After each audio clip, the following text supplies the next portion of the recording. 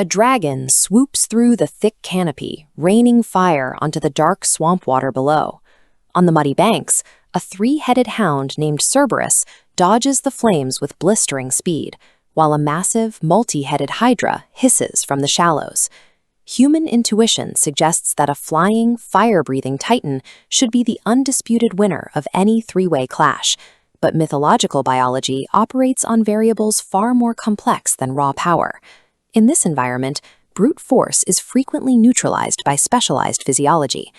These entities are locked in asymmetrical warfare, interacting not as a hierarchy but as a circular loop where every advantage is checked. Power flows constantly along these lines. We must map their combat kits to see why definitive victory remains elusive. The dragon secures a significant early advantage through aerial mobility. By staying airborne, it launches devastating thermal attacks while remaining safely out of physical reach. The Hydra survives strikes through rapid, exponential cellular regeneration. Severing one head spawns two, then four.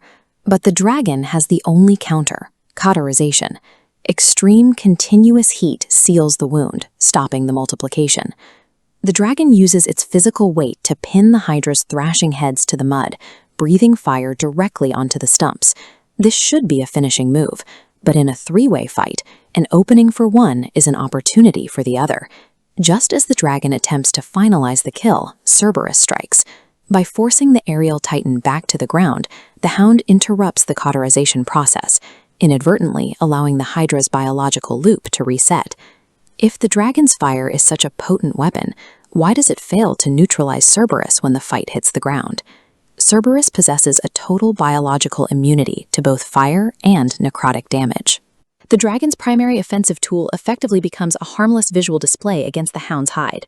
This neurological diagram reveals how Cerberus processes battle mechanics. While one brain node manages core body functions, the other two independently track the dragon's flight. The symbiotic neurology allows him to process spatial threats faster than any single-brained entity. Tracking the dragon's underbelly, Cerberus launches upward. He uses his lion-like claws and heavy serpent tail to strike the titan's exposed soft tissue, stripping the dragon of his aerial superiority. By combining divided neurological focus with a specialized elemental immunity, Cerberus renders the dragon's most dangerous weapons completely useless. Cerberus is the definitive physical guard of this arena. His speed and reflexes make him nearly impossible to surprise with a standard strike. To counter this, the Hydra weaponizes its own regeneration. It intentionally triggers the growth of new heads to create a massive area of effect entanglement trap, snaring Cerberus's legs in a net of serpentine bodies. Once the target is immobilized, the Hydra deploys its chemical payload. Physical and thermal attacks bounce off Cerberus's hide, but the injected acidic poison bypasses external defenses entirely. This internal attack targets the nervous system, turning Cerberus's speed into a liability as his muscles seize.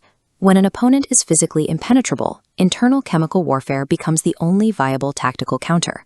The arena is now a wreck of fire and acidic swamp water. All three combatants are heavily wounded and grounded, yet because they keep interrupting each other's killing blows, all three remain standing. In a combat loop where every lethal move is checked by a third party, what determines the final survivor? The deciding variable is attrition. This graph compares energy cost over a prolonged timeline. The dragon's fire and Cerberus's physical strikes require massive immediate energy, peaking early, then dropping sharply. Meanwhile, the Hydra's venom starts low, but steadily climbs. The Hydra's acidic poison works inversely to brute force. Its damage and exhaustion effects compound exponentially the longer the fight lasts.